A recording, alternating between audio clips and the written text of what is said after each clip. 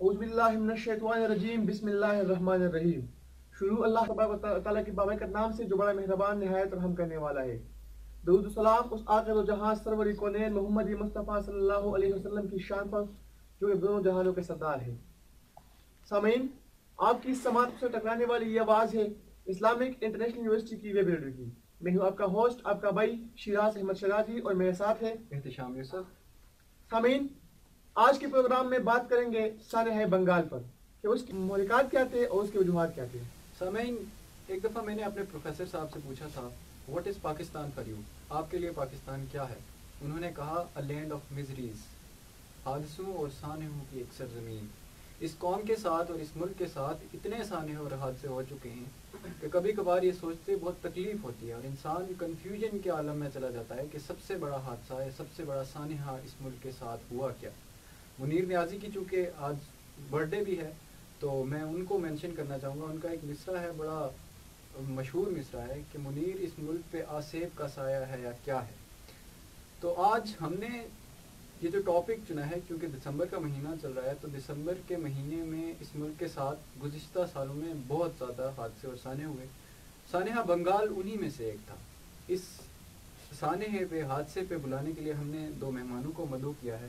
ہمارے ساتھ آج کے پروگرام میں موجود ہے جناب سید تاج الدین ہاشمی، جو کہ department of communication and media study کے BS2 کے اسٹوڈنٹ ہیں. نوجوان فلم میکر ہے اور فلم پروڈکشن میں ان کا بہت بڑا نام ہے. اس کے ساتھ موجود ہے ہمارے ساتھ جناب سردار اویس صاحب، جو کہ اینکرنگ میں پوزیشن ہولڈر بھی ہے اور مستقبل میں ان کا خواب ہے کہ وہ ایک پولیٹیشین بن جائے. ان کا تعلق خیبر پختونخوا کے علاقے مانسریہ سے ہے. تو سب سے پہلے تشفین بھائی آپ سے سوال کروں گا کہ آپ کے خیال میں سانحہ بنگال کے محرکات کیا تھے؟ اعوذ باللہ من الشیطان الرجیم، بسم اللہ الرحمن الرحیم. احتشام شراز، آپ لوگوں کا بہت بہت شکریہ کیونکہ یہ میرا پہلا ایکسپیرینس ہے ویب ریڈیو پہ. اور جس طرح آپ نے وہ منیر نیازی صاحب کا جو مصرع پڑھا، میں اس کے تناظر میں کچھ کہنا چاہوں گا کہ ماشاء اللہ الحمدللہ میں تو بڑا پراؤڈ ہوں اور میں بڑا خوش ہوں کہ میں پاکستانی ہوں. میرے لیے اعزاز کی بات ہے، چاہے لوگ جو بھی کہیں، میرے لیے ایک اعزاز کی بات ہے کہ میں ایک پاکستانی ہوں اور الحمدللہ ایک پراؤڈ پاکستانی ہوں. جہاں تک سانحہ بنگال کی بات رہی تو غلط فیصلے، ہم چونکہ انسان ہیں، ہم فرشتے تو ہے نہیں کہ ہم سے غلط فیصلے نہ ہوں. تو میرے نزدیک پاکستان کی تاریخ کا ایک سیاہ باب سکوت ڈھاکہ تھا. تو اس کے پیچھے بہت سی وجوہات ہیں. اس کے پیچھے آپ دیکھیے کہ ملٹری ان پلاننگ بھی ہے، اس کے پیچھے ڈیموکریٹک انسٹیبلٹی بھی ہے، اس کے پیچھے اکنامک جسے آپ کہیں نا اکنامک کیوس بھی بالکل ہاں ہے. تو میں یہ سمجھتا ہوں کہ اس سانحے پر کسی ایک کو بلیم دینا غیر ضروری اور ایک غلط بات ہوگی میرے نزدیک. تو یہ ہے. سردار اویس صاحب، آپ سانحہ بنگال کے محرکات پس منظر پر ذرا سی روشنی ڈالیے. یہ بتائیے کہ اصل میں وہ کیا وجوہات تھیں جو آج بنگال بنگلہ دیش میں تبدیل ہو گیا. بسم اللہ الرحمن الرحیم. سب سے پہلے آپ لوگوں کا بہت شکریہ کہ مجھ ناچیز کو آپ نے ناظرین سے بات کرنے کا موقع شکریہ دیا. تشریف آئے. تھینک یو سو مچ. اگر میں تاجفین بھائی سے ایگری کروں گا اور میں تھوڑی سی اضافہ کروں گا اس میں، جو بنگال کو اگر آپ دیکھیں محرکات و وجوہات کی جانب اگر ہم اپنے ناظرین کی توجہ مبذول کروانا چاہیں تو یہ ایک لمبی داستان ہے. یہ اگر آپ شروع کریں، اس میں آپ ملٹری کو بھی لائیں گے، اس میں آپ ڈیموکریٹک گورنمنٹس کو بھی لائیں گے، اس میں آپ بنگال کی جو وسکٹ کی قیادت تھی شیخ مجیب صاحب سنے بھی لائیں گے. تو بیسیکلی جو سب سے پہلا اسٹیپ میں سمجھتا ہوں وہ یہ ہے کہ ہم نے بنگال کو نظر انداز کیا. بالکل. ہم نے وہاں کے شہریوں کو، انہوں کو وہ اہمیت نہیں دی جو کہ ہم نے اپنے مغربی پاکستان کو دی. ہمارے آپ کے اس ٹائم اس وقت کی ہماری سیاسی قیادت کو دیکھیں. اگر میں سب سے پہلے بھٹو صاحب کی بات کروں تو ان کا جو لاڑکانہ پلان تھا جنرل یحییٰ کے ساتھ انہوں نے تیار کیا. پھر زبان زد عام میں بھٹو صاحب کا ایک نعرہ تھا کہ ادھر تم ادھر ہم. جب انہوں نے یہ نعرہ لگایا یہاں سے ہی پھوٹ پڑی. پھر آپ اگر اپنی ملٹری کی طرف آتے ہیں تو اس ٹائم کے جو ہمارے جرنیلز وہاں پہ تعینات کیے گئے تھے، حالانکہ انہیں راول پنڈی سے یہ آرڈر نہیں تھے کہ آپ وہاں پر سرنڈر کریں، لیکن بدقسمتی سے جنرل نیازی صاحب کا جو دستخط تھا، جو سرنڈر کیا، تو وہ آج تک ہمارے گلے کا کوٹ بنا ہوا. اور وہ ہمارے لیے یقیناً عطا قیامت جب تک ہم زندہ ہیں، نہ چاہتے ہوئے بھی اور چاہتے ہوئے بھی جو ہے ہمارے ماتھے پہ وہ شرمندگی کا نشان جو ہے ان کی وجہ سے لگ چکا ہے. اور پھر اسی طرح آپ اگر سب سے بڑا انڈیا تھا جس کے جو چھالے تھے وہ 1965 اسی ٹائم پھنسے جب وہ 71 میں اس نے یہ کردار ادا کیا. مفتی بہینی کے نام سے انہوں نے بنگال کے جو وہاں کے لوگ تھے انہیں سپورٹ دی. پھر کھلے عام وہ انڈین آرمی کو لے کے آئے تو انہوں کی جو ایک ٹسل تھی 1965 کی تو انہوں نے وہاں پہ پوری کی. اور پھر اسے جو تقویت تھی وہ ہماری سیاسی قیادت نے بھی دی اور بدقسمتی سے ہمارے اداروں نے بھی دی. اور سب سے بڑی بات یہ کہ ہم نے وہ اہمیت نہیں دی. اور آج اسی اسپیکٹ کو آپ دیکھیں تو پاکستان میں آج بلوچستان میں جو تحریک اٹھی ہے منظور پشتین آ رہا ہے تو یہ میرے خیال میں یہ وہی ہم دہرایا جا رہا ہے اس کے اوپر. تو یہ بہت سے محرکات ہیں. ایک بات میں اضافہ کرنا چاہوں قطع کلامی کے لیے معافی کہ جو بات اویس نے کی بالکل ٹھیک ہے کہ ہم نے ڈیو رائٹس جو بنگالیوں کے بنتے تھے کیونکہ اگر آپ دیکھیں اس تناظر میں تو جتنے بھی صاحب علم لوگ تھے اس ٹائم پہ وہ ان تمام کا تعلق تھا, تمام تو نہیں مگر ان میں زیادہ تر کا تعلق بنگال سے تھا اور بنگالی تھے. تو ہم نے ان کو اس طرح اثر انداز کیا کہ آج بھی اگر آپ دیکھیں ہمارے, اب مجھے کہنا نہیں چاہیے, بہت ہی غیر معقول سی بات ہے کہ ہمارے جو اس ٹائم کے بہت سارے لطیفے ہوا کرتے تھے وہ بنگالیوں کے ہوتے تھے. تو یہ ایک طرح سے ہم نے خود ایک بیرا روی کو ایک ہم نے اس کو پیدا کیا. تو یہ بات بالکل تحریک پاکستان میں بھی اگر دیکھا جائے تو بنگالیوں نے بہت قربانیاں دی ہے. اس طرح 23 مارچ کو جو قدر پاکستان پیش ہوئی تھی تو وہ بھی ایک بنگالی تھا, اس نے پیش کیا تھا. تو ناظرین آپ کو بتا چلوں کہ ہمارا جو ویب ویڈیو کا پروگرام ہے یہ ہمارے فیس بک پیج سے لائیو بھی جا رہا ہے. تو اگر آپ کا ہمارے موجود مہمانوں سے کچھ سوالات ہیں تو کمنٹ کے ذریعے آپ اپنا سوال کر سکتے ہیں. چونکہ آپ کا تعلق بلوچستان سے ہے تشفیم بھائی, آپ بتائیں کہ جو تحریک بلوچستان میں اٹھ رہی ہے تو کیا آپ کو لگتا ہے کہ وہاں بھی سکوت کی طرح جو وہ تحریک ہے وہ پروان چل رہی ہے؟ جی بالکل شراز, میں آپ کی بات سے اس لیے متفق ہوں کہ پچھلے 70 سال سے بلوچستان کا بھی وہی سینیریو رہا ہے جو بنگلہ دیش کا 71 میں تھا. جو ڈیو رائٹس, جو ڈیو پاسبل جو ان کی مدد ہے وہ ابھی تک بھی پاکستان گورنمنٹ جو ہے نا اس میں فیل ہے. تو اللہ پاک کہیں بھی معاف فرمائے. میں یہ سمجھتا ہوں کہ اگر بلوچستان کے اندر جو تحریکیں اٹھ رہی ہیں اگر ان کو وقت پہ سالو نہ کیا گیا, ایک سلوشن نہ دیا گیا, تو میں یہ کہنے میں حق کو جانب ہوں کہ عنقریب نعوذ باللہ خدا نہ خواستہ ایک اور سکوت بلوچستان نہ ہو جائے. تو میری جو ہمارے لیڈرز ہیں, جو ہماری اعلیٰ حکام ہیں, ان سے یہ ایک درخواست بھی ہے ایز اے اسٹوڈنٹ, کیونکہ میرا خود تعلق بلوچستان سے, تو بلوچستان والوں کو بولنے کا حق دیا جائے تاکہ وہ اپنے پرابلمس کو ایڈریس کروا سکیں. کیونکہ بلوچستان میں اگر آپ آج بھی دیکھیں تو ایک ایجوکیشن کا, ایک سسٹم کا, ایک نظام کا ڈاؤن فال ہے ہر طرح سے وہاں پہ, ہر طرح سے, چاہے وہ فنڈز ہوں, احساس ہو رہا ہے لوگوں کا. بالکل ایسی. اور آپ تشفین کلامی کے لیے معذرت, لیکن آپ اگر کسی عام پنجاب یا کسی دوسرے علاقے سے تعلق رکھنے والے کسی شخص سے عام پوچھیں گے تو یقین کریے اسے بلوچستان کے 1-2 شہروں کے علاوہ کسی شہر کا نام تک بالکل صحیح کہہ رہے ہیں, بالکل صحیح کہہ رہے ہیں. صحیح بات, مطلب ہم نے وہ نظر انداز کیا ہے. بلوچستان میں کوئٹہ ذکر کی جائے تو وہی ہمارے اس طرح پنجاب میں اگر دیکھا جائے تو صرف لاہور اور راولپنڈی کا وہ طے تھا. آپ ساؤتھ پنجاب جائے وہاں پر ایجوکیشن کی رش آپ دیکھ لیں. اس طرح آپ خیبر پختونخوا میں جائے وہاں پر ایسے علاقے ہیں کہ وہاں پر آج بھی 21ویں صدی میں وہاں پر یونیورسٹیاں نہیں ہیں, وہاں پر کالج نہیں. اس طرح کا سندھ میں جائے تو کراچی کے علاوہ آپ تھر میں جائے وہاں پر لوگ روٹی کے لیے ترس رہے ہیں, وہاں پر جانور اور انسان بیٹھ کے ایک پانی پی رہے ہیں. بدقسمتی ہے. سردار محمد اویس صاحب, ایک پرسیپشن یا ایک نقطہ نظر یہ پایا جاتا ہے کہ اگر جو سانحہ بنگال ہوا تھا اس کی ایک مین وجہ, مین ریزن یہ تھا کہ وہاں پر جو فوجی قیادت تھی انہوں نے ایک فوجی آپریشن کا اپنے طور پر فیصلہ کیا اور سیاسی قیادت کو آن بورڈ نہیں لیا. پھر آپ سے کویشچن یہ ہے کہ اگر اس طرح کے نازک معاملات میں, جیسے تشفین نے بلوچستان کا ذکر کیا, بلوچستان میں بھی ہم جہاں دیکھتے ہیں وہاں پر افسی یا عسکری ادارے جو ہیں وہ ایکٹیو نظر آتے ہیں, لیکن آپ کی سیاسی قیادت وہاں پر بالکل ہی یعنی آپ کہہ سکتے کہ نظر نہیں آتی. میرا آپ سے کویشچن یہ ہے کہ کیا اگر اس طرح کے نازک معاملات کو فوجی قیادت کے بجائے سیاسی قیادت ہینڈل کرے تو کیا اس طرح کے سانحوں سے, حادثوں سے ہم بچ سکتے ہیں؟ بالکل صحیح بات کی آپ نے. دیکھیں دنیا میں آپ جہاں بھی دیکھیں, آپ اگر جنگ لڑتے ہیں چلا آپ سالوں پہ محیط لڑیں یا مہینوں یا دنوں پہ محیط لڑیں, اس کا حل ٹیبل ٹاک, اس کا حل جمہوریت میں ہی پنہاں ہے.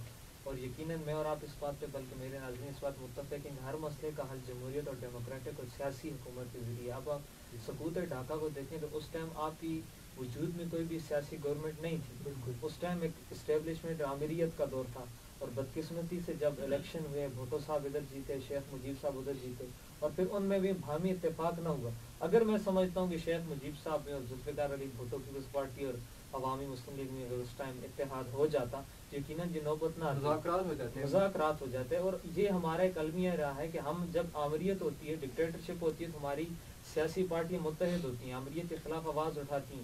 لیکن جب انہیں موقع ملتا ہے اقتدار میں، وہ جب مینڈیٹ لے کے آتی ہیں تو آ کے وہاں پہ کنسنسس ان کا ڈیولپ نہیں ہوتا، وہاں وہ پھر منتشر ہوتے ہیں اور کیوس پیدا ہو جاتا ہے. تو اسی وہ خلاج ہوتا ہے، وہ پھر ثبوت ڈاٹا کی جانب میں بھی جو ہے وہ سامنے آتا ہے. اور پھر اسی طرح جتنے معاملات آپ پچھلے دیکھیں 70 سال سے جو حکومتیں ڈیریل ہوتی ہیں، تو اس میں یہ ہوتا ہے کہ میں کہتا ہوں کہ اس میں آپ اسٹیبلشمنٹ کو جو غیر آئینی قوتیں انہیں نہیں ملوث کرتے، اس میں آپ کے سیاسی جو جیسے آپ کہتے ہیں مہرے جو ہوتے ہیں نا، وہ اس میں کہیں نہ کہیں ہوتے ہیں جو ان کے ساتھ ان کا ہاتھ بٹھا کے آپ جمہوریت اس کا تختہ پلٹ دیتا ہے. تو یقیناً جب تک آپ کی سیاسی پارٹی سیاسی قیادت انوالو نہیں ہوگی تو صرف عسکری ادارے یا صرف جو دوسرے ملک کے ادارے وہ معاملات کو سالو نہیں کر سکتے. اچھا ایک پوائنٹ ایڈ کرنا چاہوں. میرے نزدیک میں یہ سمجھتا ہوں کہ ہماری قوم کو پچھلے 70 سالوں سے سیاست کی ٹرو ڈیفینیشن بتائی ہی نہیں گئی. تو آپ مجھے یہ بتائیے، بالکل نہیں سیاسی شعور نہیں، آپ اس سے سیاسی شعور کی بات کر رہے ہیں، میں بول رہا ہوں یہ سیاست کیا ہے، اس پہ بات ہونی چاہیے. کیونکہ ہمیں جو سبق سیاست کا پچھلے 70 سالوں سے پڑھایا جا رہا ہے میرے نزدیک وہ بالکل غلط ہے. کیوں؟ کیونکہ we are not aware of the real definition of politics. کیونکہ میرے نزدیک سیاست لائف کی ہر سیکنڈ میں ہے. آپ کی زندگی آپ کی سیاست ہے، آپ کے گھر میں آپ کی سیاست ہے، آپ کے رشتہ داروں میں آپ کی سیاست ہے، معاشرے میں سیاست ہے. سیاست کو ٹوٹلی ریلیٹ کرنا ایک فیلڈ سے یہ غلط ہے. لیکن ہمارے یہاں جو سیاست کے نام پہ جو ہو رہا ہے وہ تو ہم بیان نہیں کر سکتے. بالکل دھوکے بازی، فراڈ اور جھوٹے وعدے، یہ سب سیاست. یہ ایک پرسپشن ہمارے ہاں جو ہے وہ ڈیولپ کر دی گئی لوگوں کے ذہنوں میں کہ سیاست کو گالی سمجھا جاتا ہے. اب آپ عام معاشرے میں جا کے بولیں مجھے سیاست دان بننا ہے تو لوگ آپ سے یہ کہیں گے کہ آپ نے اپنی فیملی کو اگر گالیاں دلوانی ہے سیاست میں چلے جائیں. حالانکہ سیاست کے بغیر کوئی بھی معاشرہ بانجھ پڑ جاتا ہے. میں نہیں پڑھا کہ سب سے بڑا سیاستدان جو تھا وہ ہمارے نبی.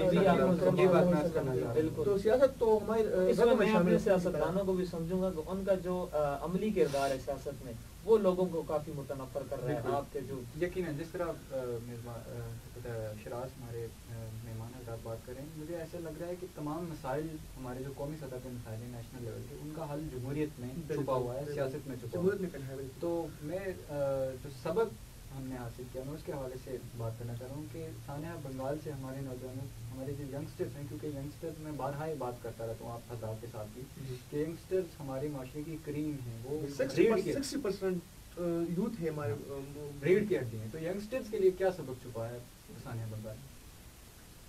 میرے جو ینگسٹر، جیسے میں بھی خود ایک ینگسٹر ہوں، میں یہ سمجھتا ہوں کہ تصویر کے ایک رخ کو کبھی بھی نہیں دیکھنا چاہیے. بدقسمتی یہ ہے ہمارے اس معاشرے میں، پاکستانی معاشرے کے اندر کمیونیکیشن کا ایک بہت بڑا گیپ ہے. کیونکہ عموماً آپ کو جو چیز دکھائی جا رہی ہوتی ہے پس پردہ وہ چیز ایکچولی ہوتی نہیں ہے.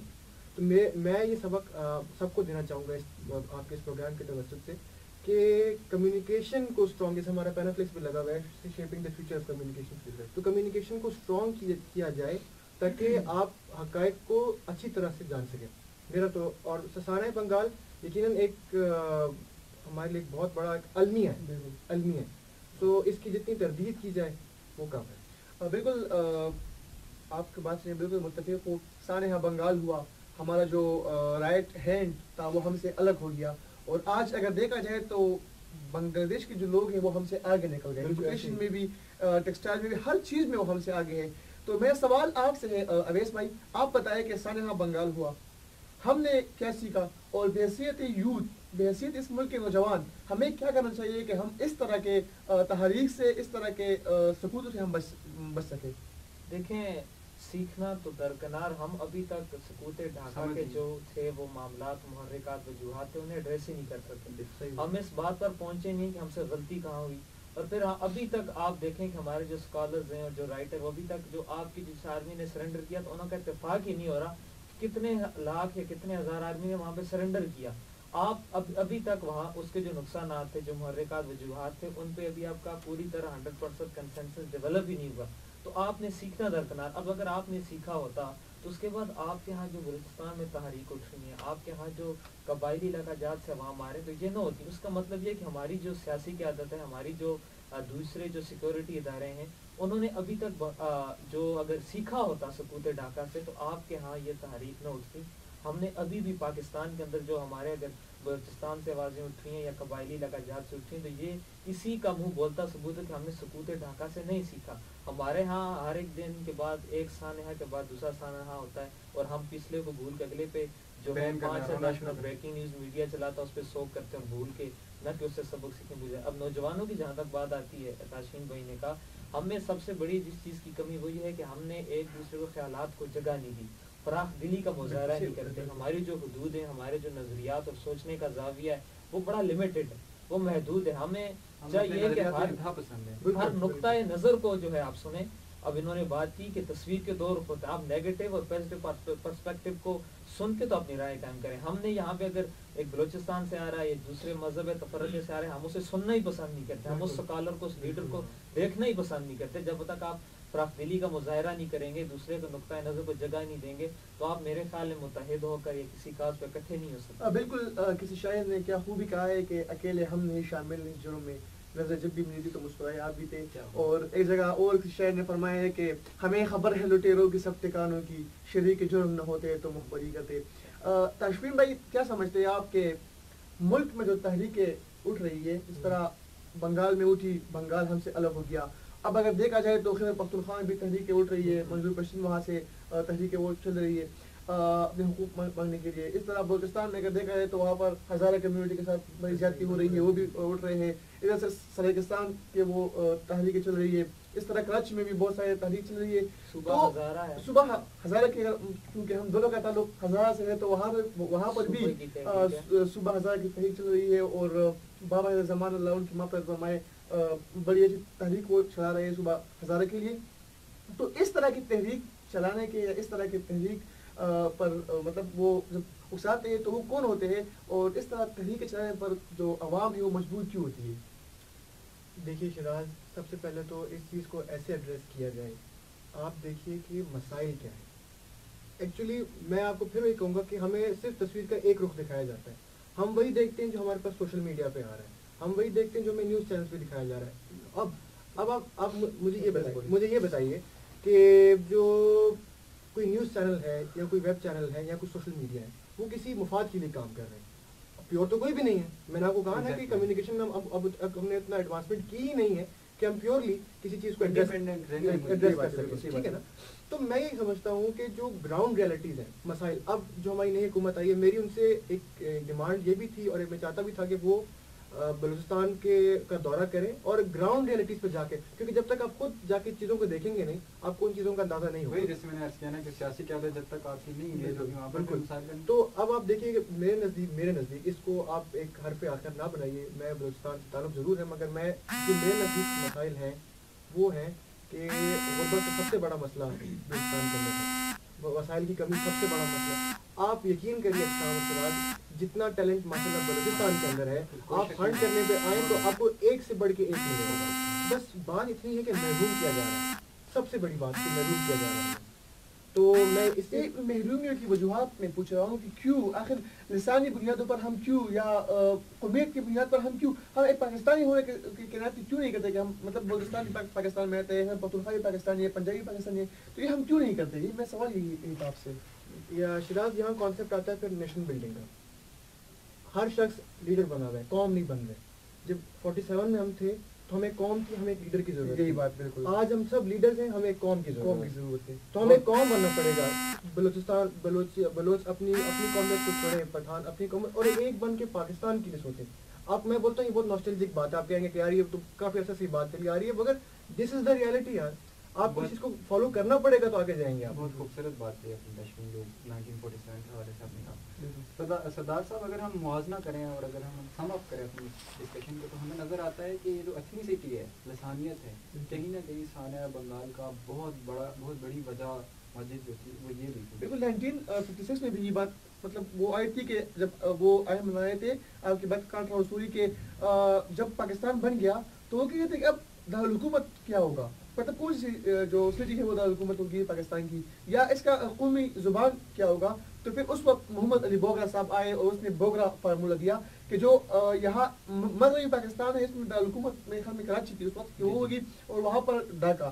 تو زبان کی جب بات آ گئی تو آپ کو پتہ ہے کہ جب زبان کی بات آتی ہے تو ہم سب پہ اٹھ جاتے ہیں جی۔ لسانیت کی بنیاد پر. تو میں یہ کوشچن آپ سے یہ کرنا چاہ رہا ہوں کہ آپ کیا واقعی سمجھتے ہیں کہ لسانیت اس واقعے کی بنیاد تھی، اور کیا ایک پرسپشن یہ پایا جاتا ہے کہ چونکہ شیخ مجیب الرحمان جو پارٹی تھی ان کی زیادہ سیٹس تھی بھٹو کے تشکیل، بھٹو کی نسبت ان کی زیادہ سیٹس تھی، لیکن ان کو حکومت بنانے کی اجازت نہیں دی گئی. اس کے پیچھے بھی کہیں نہ کہیں ایک نقطہ نظر یہ ہے کہ لسانیت کہیں نہ کہیں موجود تھی.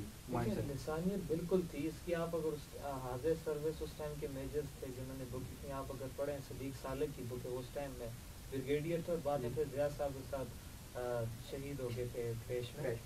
وہ اپنی بک میں لکھتے ہیں کہ جب جنرل عبداللہ میر عبداللہ خان نیازی صاحب کو جب انہوں نے چارج سنبھالا انہوں نے، تو جب وہ وہاں پہ گئے تو جب حالانکہ وہاں پہ ایک میجر تھے ان کے غالباً، تو وہ حاضر سروس بنگالی تھے. ان کے سامنے انہوں نے کہا کہ میں بنگالیوں کی ان کی اوقات بتا دوں گا، انہوں نے ٹھیک کر صحیح کروں گا ان کی اوقات کیا ہے.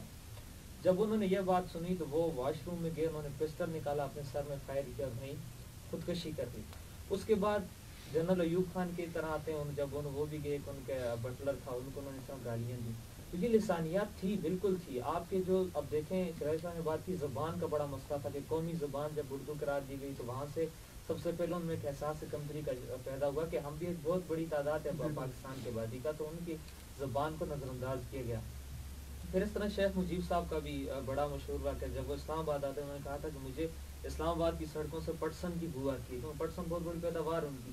تو یہ دونوں سائڈ سے تھا، لیکن ابتدا میں سمجھتا ہوں کہ یہاں سے کیا گیا، اور اس کے بعد جو ہے وہ پھر لسانیات کسی حد تک. پھر بھٹو صاحب نے ادرکم ادرہم کا جب نعرہ لگایا تو اس سے مزید تقویت ملی، اور مطلب ہم نے انہیں ہر موضوع پہ جو ہے نا، ہر قوم پہ جو محروم رکھا انہیں، چاہے وہ فوج میں تھے چاہے وہ کسی ادارے میں بھی تھے، انہیں محروم رکھا. لسانیت اس کی سب سے بڑی وجہ تھی، ایک وجہ نہیں تھی، مین وجہ تھی اس کی نظر اندازی اور احساس کمتری. بالکل اس طرح کے تحریک کو ختم کرنے میں ہمارا میڈیا اور ہمارے سیاسی جو نمائندگان ہیں، جو ہماری سیاسی شخصیات ہیں، وہ کیا کردار ادا کر سکتے ہیں آپ کے خیال میں؟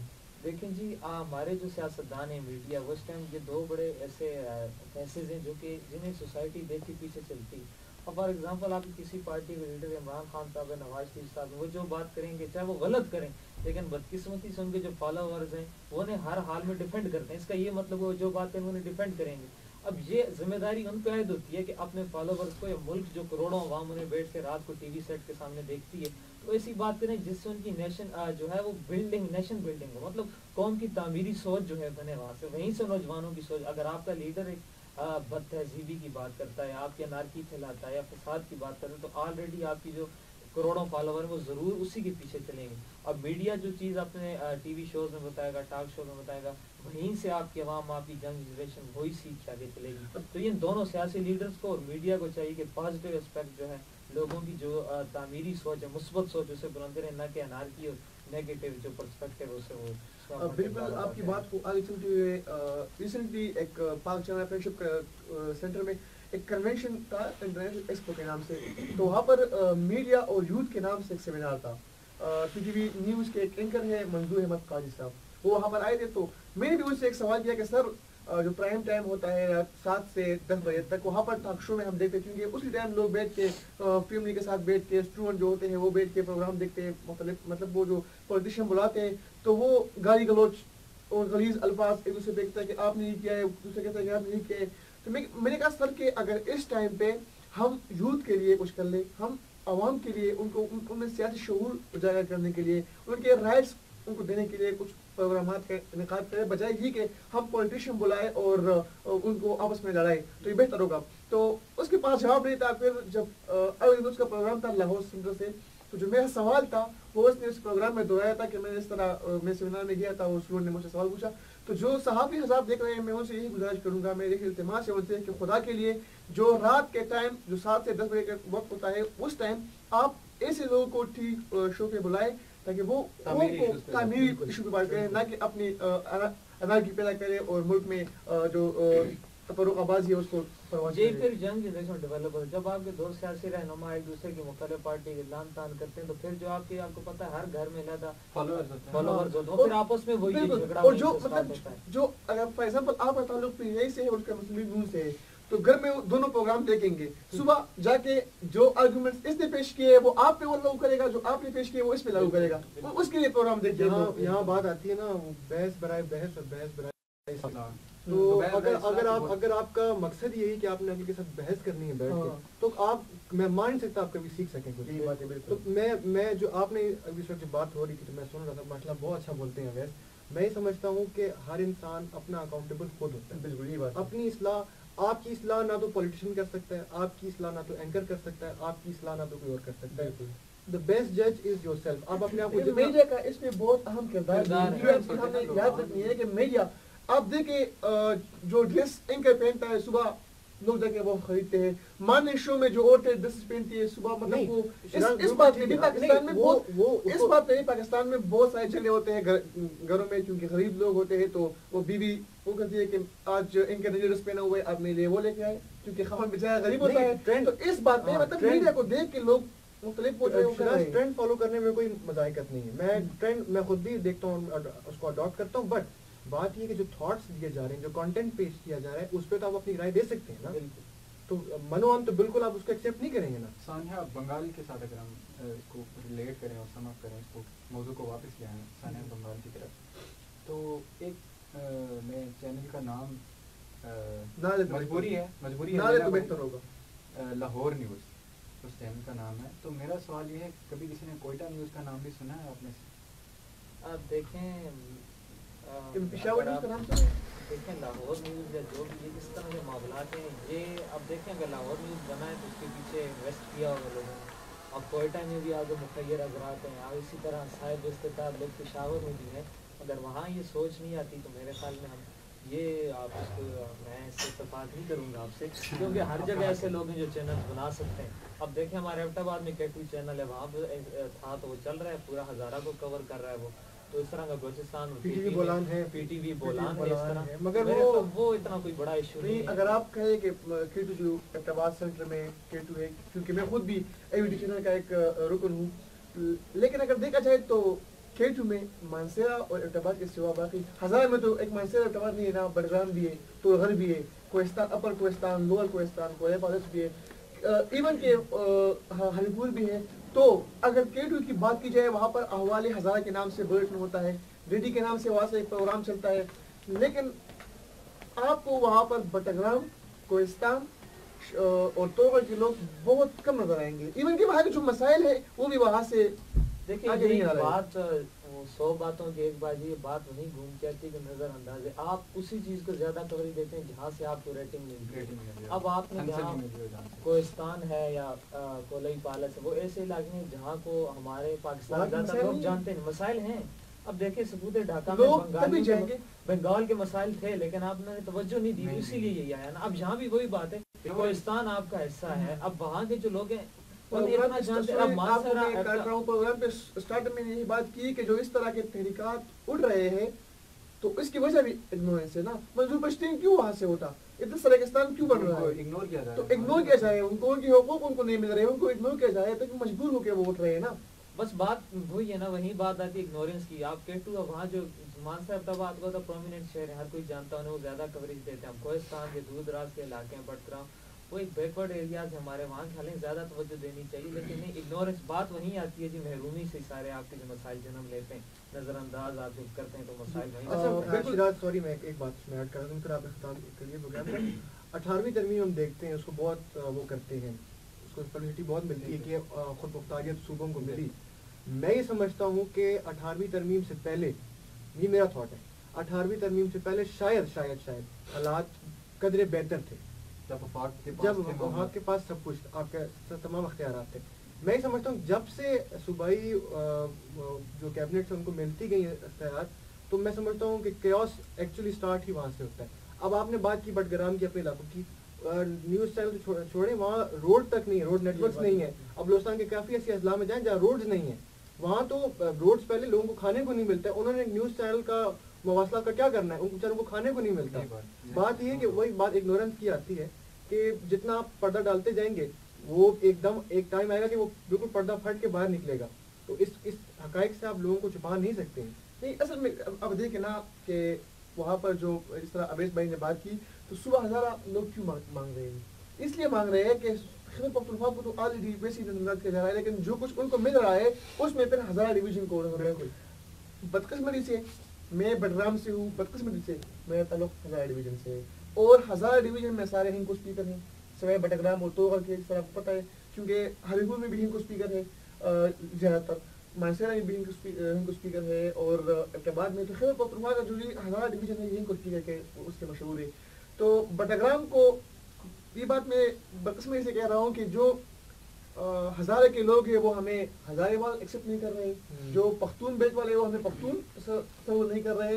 تو وہاں پر بہت سارے مسائل ہیں، لیکن انفارچونیٹلی ان کو مطلب وہ اسکیم پہ تمام مسائل کو اگر ہم بالکل ایک بند کرنا چاہیں، دریا کو کوزے میں بند کرنا چاہیں، تو یہ بہت ساری تحریکیں بہت سی جگہوں سے اٹھ رہی ہیں، کیونکہ عام جو آدمی ہے سامعین، عام جو بندہ ہے، جو لوگ ہیں، ان کے مسائل کو ایڈریس نہیں کیا جا رہا.